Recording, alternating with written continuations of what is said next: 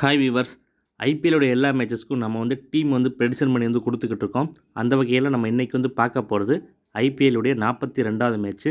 இந்த மேட்ச்சில் Royal Challengers பெங்களூரும் Rajasthan ராயல்ஸும் மோதுறாங்க.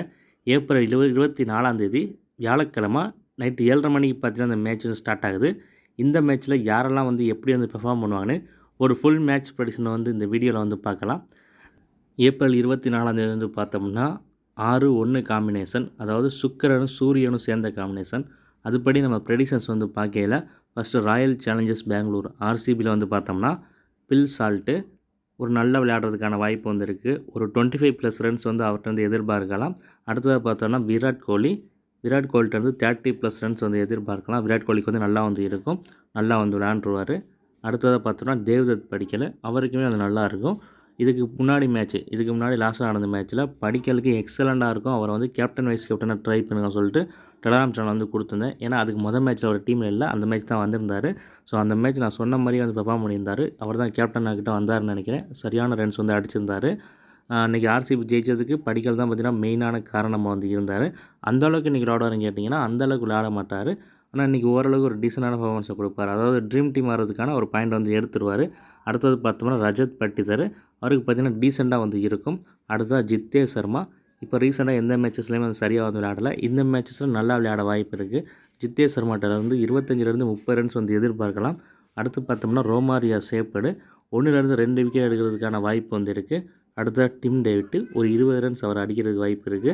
அடுத்து குர்னால் பாண்டியா ஒரு விக்கெட் எடுக்கிறதுக்கு சான்ஸ் இருக்குது. அடுத்ததாக புவனேஸ்வர் குமார் 1-2 விக்கெட் எடுப்பார்.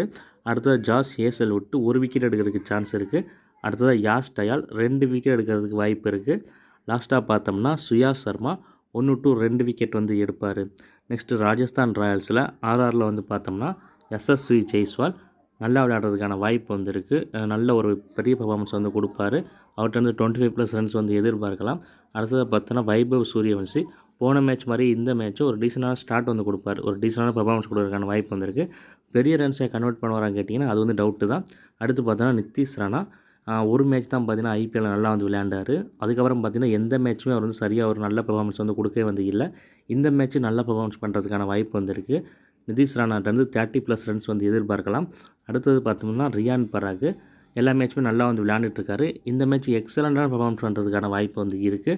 அவர்கிட்ட 30+ ரன்ஸ் எதிர்பார்க்கலாம்.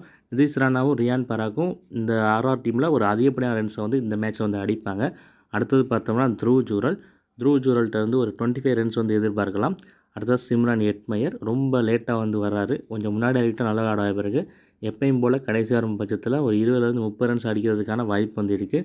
அடுத்ததாக சுபம் துபே எந்த மேட்சுமே ஒரு நல்ல பர்ஃபார்மன்ஸ் கொடுக்கவே இல்லை. இந்த மேட்ச்சில் சுபம் துபே இருந்தார்னா டீமில் இருந்தார்னா இம்பேக்டை கொண்டு வந்தாங்கன்னா பிளேயிங் லெவலில் விளையாண்டார்னா ஒரு நல்ல பர்ஃபார்மன்ஸ் பண்ணுறதுக்கான சான்ஸ் அதிகமாகவே இவருக்கு இருக்குது. அடுத்து பார்த்தோன்னா பனிந்து அசரங்கா போன மேட்ச் விக்கெட்ஸ் எதுவுமே எடுக்கலாம்னு நினைக்கிறேன். இந்த மேட்ச் நல்ல விக்கெட்ஸ் எடுக்கிறதுக்கான வாய்ப்பு இருக்குது. ஒரு நல்ல பர்ஃபார்மன்ஸ் கொடுப்பார். பனிண்டு அசரங்காட்டிருந்து 1-2 விக்கெட் எதிர்பார்க்கலாம். அடுத்து ஜாஃப்ரா ஆர்ச்சர் அவரும் 1-2 விக்கெட் எடுக்கிறதுக்கான சான்ஸ் இருக்குது. தீக்ஷனாவும் 1-2 விக்கெட் எடுக்கிறதுக்கான வாய்ப்பு இருக்குது. நெக்ஸ்ட் பார்த்தோம்னா துஷார் தேஷ்பாண்டே ஒரு விக்கெட் எடுக்கிறதுக்கான வாய்ப்பு இருக்குது. லாஸ்ட்டாக பார்த்தோம்னா சந்தீப் சர்மா பெருசாக இந்த வருஷம் ஒரு அதிகப்படியான விக்கெட்ஸ் அவர் எடுக்கவே இல்லை. எந்த மேட்சுமே மிஞ்சி போனால் ஒரு விக்கெட் எடுக்கிறாரு, அப்படிலாம் எடுக்க மாட்டுறாரு. சந்தீப் சர்மா எப்போயுமே பார்த்திங்கன்னா விக்கெட்டுக்கு பால் போட மாட்டார். பாலை பீட்டன் பண்ணணும் தான் பார்ப்பார். அதாவது மெய்டன் பண்ணணும், பாலை டாட் பால் போடணும் தான் பார்ப்பார். ஸோ அதனால் என்னமோ அவர் விக்கெட் விழுக மாட்டேது. அவர் டேட்டு நல்லா இருந்தாலும் விக்கெட் விழுக மாட்டேது, நல்லா இல்லாட்டியும் விழுக மாட்டேது. இந்த மேட்சான விக்கெட்ஸ் எடுக்கிறதுக்கான வாய்ப்பு இருக்குது. இந்த மேட்ச் சந்தீப் சர்மாட்டிருந்து 2 விக்கெட் வரைக்கும் எதிர்பார்க்கலாம். இப்போது ஆர்சிபிலையும் ஆர்ஆர்லையும் 2 டீம்லையும் சேர்த்து யாரெல்லாம் எப்படி பெர்ஃபார்ம் பண்ணுவாங்க பார்த்தோம். நெக்ஸ்ட் யாரெல்லாம் ட்ரீம் டீம் வர்றதுக்கு சான்ஸ் இருக்குது அப்படின்னு பார்க்கலாம். அதுபடி பார்க்குறப்போ பில் சால்ட், விராட் கோலி, தேவ்தத் படிக்கல், புவனேஸ்வர் குமார், யாஷ் டயால், சுயாஷ் சர்மா, எஸ்எஸ்வி ஜெய்ஸ்வால், நித்திஷ் ராணா, ரியான் பராக், வண்டு அசரங்கா, மகேஷ் தீக்ஷனா, சந்தீப் சர்மா இவங்கெல்லாம் பார்த்தீங்கன்னா ட்ரீம் டீம் வர்றதுக்கு பாசிபிலிட்டி இருக்கக்கூடிய பிளேயர்ஸ். நெக்ஸ்ட்டு யாரெல்லாம் ஒரு டீசெண்டான பர்ஃபார்மன்ஸை கொடுப்பாங்க அப்படின்னு பார்க்கலாம். அதுபடி பார்க்குறப்போ ஜித்தேஷ் சர்மா, ரோமாரியா சேப்பட், சிம்ரான் ஹெட்மயர், சுபம் துபே, ஜோஃப்ரா ஆர்ச்சர் இவங்கெல்லாம் பார்த்தீங்கன்னா ஒரு டீசெண்டான பெர்ஃபார்மன்ஸ் பண்ணுறதுக்கான வாய்ப்பு வந்து அதிகமாகவே வந்து இருக்குது. நெக்ஸ்ட்டு வந்து யாரை வந்து கேப்டன் அண்ட் வைஸ் கேப்டன் போடலாம் அப்படின்னு வந்து பார்க்கலாம். அதுக்கு படி பார்க்குறப்போ விராட் கோலி, யாசஸ்வி ஜெய்ஸ்வால், நித்தீஷ் ராணா, ரியான் பராக் இவங்கெல்லாம் பார்த்தீங்கன்னா கேப்டன் வைஸ் கேப்டனுக்கு நல்ல சாய்ஸாக வந்து இருப்பாங்க. இது வந்து ஃபஸ்ட் பேட்டிங் செகண்ட் பேட்டிங்கிற பொறுத்து ஒரு சில சேஞ்சஸ் வந்து இருக்கும். இந்த ஒட்டுமொத்த ப்ரெடிஷன்லேயே பார்த்தீங்கன்னா ஒரு சில சேஞ்சஸ் வந்து இருக்கும். ஏன்னா எல்லா மேட்சுமே பார்த்தீங்கன்னா பிளேயிங் 11ங்கிறது மாறுது. ஸோ அதுக்கேற்ற மாதிரி ப்ரெடிஷன் தான் வந்து மாறும். ஏன்னா இப்போ நம்ம இங்கிட்ட இருக்க பவுலர்ஸ் அங்கிட்ட இருக்க பேட்ஸ்மேனை வச்சு பார்த்தீங்கன்னா ப்ரெடிஷன்ஸ் வந்து கணிப்போம். இங்கிட்ட இருக்கிறவங்க பவராக இருக்கும் பட்சத்தில் அங்கிட்டு ஓரளவுக்கு நல்லா இருந்தாலுமே அவங்க அவுட் ஆகணும்னு வந்து கணிப்போம். அதே மாதிரி இங்கிட்ட இருக்க பவுலர்ஸ் ஓரளவுக்கு நல்லா இருக்கும் பட்சத்தில் அங்கிட்ட இருக்க பேட்டர்ஸ் வந்து அதிகமாக வந்து விளையாடுவாங்கன்னு வந்து கணிப்போம்.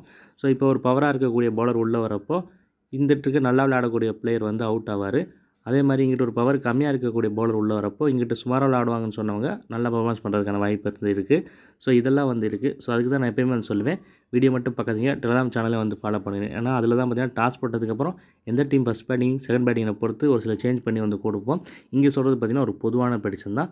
அப்புறம் இப்போ நம்ம சொல்லியிருக்கக்கூடிய இந்த ப்ரெடிக்ஷன் வந்து பார்த்திங்கன்னா இந்த 22 பிளேயர்ஸை வச்சு எடுத்தது தான். இதில் சேஞ்சஸ் வரும் பட்சத்தில் 11 சேஞ்சஸ் வரும் பட்சத்தில் இதோட அக்யூரேசிங்கிறது கம்மியாகிறதுக்கான வாய்ப்பு வந்து இருக்குது. ஸோ நான் சொல்கிறதெல்லாம் வந்து நல்லா வந்து புரிஞ்சுக்கங்க. இன்னும் வந்து டெலிகிராம் சேனலில் வந்து ஜாயின் பண்ணாமல் வந்து இருக்கவங்க டிஸ்கிரிப்ஷனில் வந்து லிங்க் கொடுத்துருக்கேன், அதில் போய்ட்டு வந்து ஜாயின் பண்ணிக்கோங்க. புதுசாக வந்து வீடியோ பார்க்குறவங்க மறந்துடாமல் நம்ம சேனலை வந்து சப்ஸ்கிரைப் பண்ணி வந்து வச்சுக்கோங்க. நான் சொன்னதெல்லாம் வச்சு ஒரு டீம் வந்து ஃபார்ம் பண்ணி வந்து போட்டிங்கன்னா ஒரு நல்ல ப்ரைஸ் வந்து வின் பண்ணலாம் நீங்கள்.